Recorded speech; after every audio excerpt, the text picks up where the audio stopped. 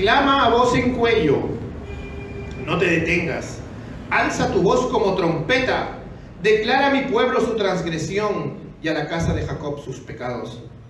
Con todo me buscan día tras día y se deleitan en conocer mis caminos, como nación que hubiera hecho justicia y no hubieran abandonado la ley de su Dios.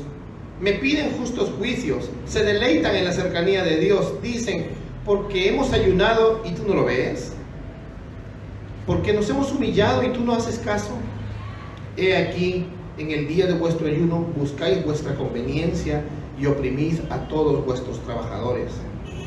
Wow. Está hablándole a un pueblo hipócrita, ¿no? Que aparentemente quiere a Dios, ¿no? Pero luego se queja y dice, pero estamos orando, Señor, ¿no? Tú tienes que bendecirnos porque nosotros somos tu pueblo. O sea, no te queda de otra, Dios, ¿no? Y estamos orando, ayunando, ¿y por qué no nos bendices? O sea, se quejan contra Dios. Entonces, acá, ¿quién es el que está hablando? Dios. Dios le está diciendo al profeta que proclame. ¿Y quiénes son los receptores? Los que se hacen llamar su pueblo. Y luego le dice al profeta primero un imperativo. ¿Qué es un imperativo? Es una orden. No le está sugiriendo, no le está diciendo, Isaías, si puedes, vas y les dices. No, le está diciendo, clama a voz en cuello, a voz en cuello. No te detengas. No dice, clama a voz en cuello un ratito y si no te escuchan te vas. Pues no te detengas. Alza tu voz, declara. Los que se hacen llamar su pueblo están transgrediendo la ley de Dios pensando que le sirven. O sea, es como una ceguera. Es terrible, ¿no? Que ellos creen, están convencidos de que son el pueblo de Dios y están convencidos de que están haciendo las cosas bien. Incluso a sus tradiciones o sus costumbres le llaman bíblicas, pero están haciendo lo malo delante de Dios. Y es terrible, ¿no? Yo no soy lutero para clavar las 95 tesis en la puerta de una iglesia local evangélica o católica, pero creo que la intención de lo que hizo este monje alemán en 1517 al clavar sus 95 tesis en una iglesia alemana es buena, en el sentido de que hay que revisar, ¿no? Porque recuerden, él no clavó eso como un reto, como diciendo, está reto papa. No, él clavó esas 95 tesis como una forma de llamar al debate, de llamar a la observación. Por eso las clavó, como diciendo, hay que revisar esto, parece que no está bien. Pero el papa fue el que se le vino en carga un montón ya Lutero respondió.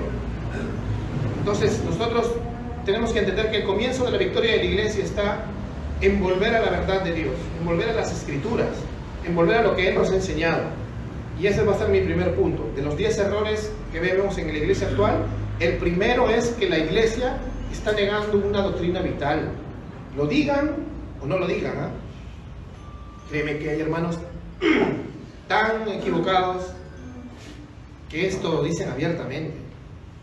Otros no lo van a decir abiertamente. Una negación de la suficiencia de las escrituras.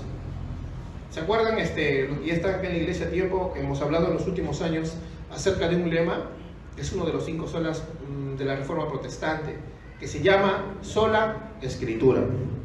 No es solo escritura, porque solo significa que solamente tú lees tu Biblia y no lees un libro más. La sola escritura significa que la Biblia es la palabra profética más segura, inerrante, suficiente, y eso es lo que creemos. Sola escritura. Vamos a 2 de Timoteo capítulo 3 del 15 al 17. Segunda a Timoteo, segunda carta de Pablo a Timoteo del capítulo 3 del 15 al 17. Y le dice así, el apóstol inspirado por Dios a Timoteo, un joven pastor, y desde la niñez ha sabido las sagradas escrituras, las cuales te pueden dar sabiduría, que lleva a la salvación mediante la fe en Cristo Jesús. Toda escritura es inspirada por Dios y útil para enseñar, para reprender, para corregir, para instruir en justicia, a fin que el hombre de Dios sea perfecto y equipado para toda buena obra. Hay en este país, hermanos, un caso bien grave, en Sudamérica creo, pero yo voy a hablar de este país porque yo no estoy en Brasil ni en Argentina. Y es la negación vital entonces de la doctrina de la suficiencia de las escrituras. Le voy a dictar unos casos. Un caso. Hay hermanos que creen que ciertas partes de la Biblia son más autoritativas que otras. Para empezar, nosotros creemos que todo esto es inspirado por Dios. Todo el cuerpo, nosotros creemos en algo que se llama la inspiración plenaria. Quiere decir que Dios ha inspirado en los originales, tanto en griego, arameo y hebreo, cada una de las palabras que está acá. Era inspirado y tienen un sentido, por algo es un libro, ¿no? Cuando tú lees un libro en la universidad, le inventas sentidos, te jalan, ¿no? Por estar inventándote conceptos falsos. Ya, pues la Biblia también tiene un sentido. Esto no son unas centurias de Nostradamus, para que nosotros hagamos nuestra interpretación particular. ¿Te das cuenta? Esto no es el horóscopo. Nosotros tenemos que entender que esto tiene un sentido. Y en este país hay hermanos que creen que una parte de la Biblia es más autoritativa que otra. No sé si me han escuchado cosas como: pero yo creo lo que dice Jesús porque tiene más autoridad que Pedro y que Pablo. Hay gente que dice eso. Ya se parecen al hereje Marción. Había un hereje hace muchos siglos que agarraba la Biblia y, como era antisemita, se voló el Antiguo Testamento, se voló el libro de Mateo, se quedó solo con Lucas y con algunas cartas así paulinas, creo que solo porque Pablo tiene su ciudadanía gentil. Pero en realidad lo que él hacía era mutilar la Biblia y tomar solamente lo que le convenía para crear su cristianismo, ¿ves? Él estaba creando su cristianismo, pero no era el cristianismo. Pues ahora muchos hermanos, y quiero pensar que muchos lo hacen en su ignorancia, no en su maldad, son como Marción. Están tomando solamente lo que les conviene de la Biblia y desechan otras cosas. Otros hermanos, otro caso, es que dicen: no, yo sí creo que toda la Biblia es inspirada por Dios, ok, pero es palabra pasada, ahora necesitamos una palabra rema, ahora necesitamos una palabra fresca. ¿Escuchan por ahí eso? Es otra forma de negar la suficiencia de las Escrituras, porque están diciendo: está bien, ya Dios habló acá, pero tiene que seguir hablando. Y tú quieres seguir escuchando seguro voces así, ¿no? Por ahí, como un trastorno psicológico. Y esas cosas son terribles. Tenemos que entender que tú estás negando a propósito, cuando haces eso, la suficiencia de las Escrituras. Dios te ha hablado y te va a seguir hablando acá. Y a través de la iluminación del Espíritu Santo, mediante la palabra, te va a seguir hablando al corazón. Me da pena porque si estos hermanos están negando la inspiración plenaria, están negando la suficiencia de las Escrituras, es posible que no sean creyentes. Otro. Esto, bueno, tiene que ver mucho con lo que les digo, ¿no? Casos de hermanos que dicen que Dios les revela en sueños, corazonadas, visiones, y su fe la basan en hechos subjetivos, raros. Hay hermanos que se paran en un púlpito y leen un versículo y luego cuentan una historia, muchas veces basada en sus experiencias o en un sueño que tuvieron, o en una visión, y luego todo su sermón se basa en la visión.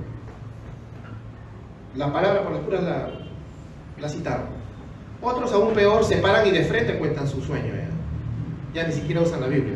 Más bien, después, cuando ya están haciendo el sermón en base a su sueño, su visión, su corazonada, meten versículos así, por acá, ¿no? Así, como un Frankenstein de la blasfemia, ¿no? Algo así.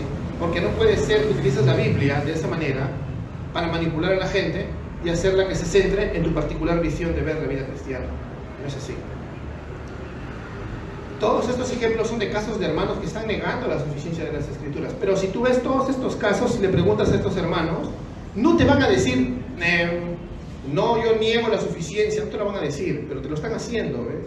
Y de una manera muy terrible, una manera recontra grotesca. No puede ser que tú te estés imaginando cosas y las hagas equivalente a la palabra de Dios. No. Entonces, ¿qué tenemos que hacer, hermanos? Si una iglesia cree que la Biblia no es inspirada plenariamente, no es inerrante, no es infalible y no es suficiente, no estás en una iglesia.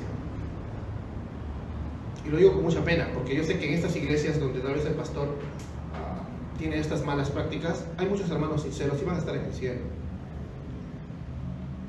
Han sido salvos por la sangre de Cristo.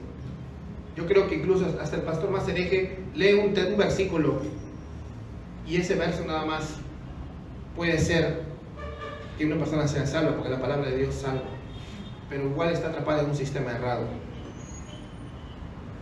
Entonces, nosotros, hermanos, tenemos que entender ese primer error. Estamos en medio de una generación evangélica que muchos, no todos, pero muchos, están negando la suficiencia de las Escrituras. Tenemos que tener amor para poder siempre defender la doctrina de la suficiencia de las Escrituras. Para incluso amigos nuestros que están todavía en esos sistemas, traernos a esta palabra que les va a dar vida, ¿ves? Incluso ten paciencia, escúchalos. Escucha lo que te tengan que decir, porque incluso esto yo lo uso para cosmovisiones ateas o de otros tipos de cosmovisiones. Yo los escucho a mis amigos que tienen esos pensamientos, porque son mis amigos. Al final lo que ellos me digan no me va a hacer morir de nuevo, pero lo que yo digo sí les puede hacer nacer de nuevo. Tú puedes tener un diálogo interreligioso o interfilosófico con alguien, pero predica la palabra y la palabra va a hacer su trabajo. No trates de imponerle tus ideas tampoco. Vas a ver cómo Dios va a obrar.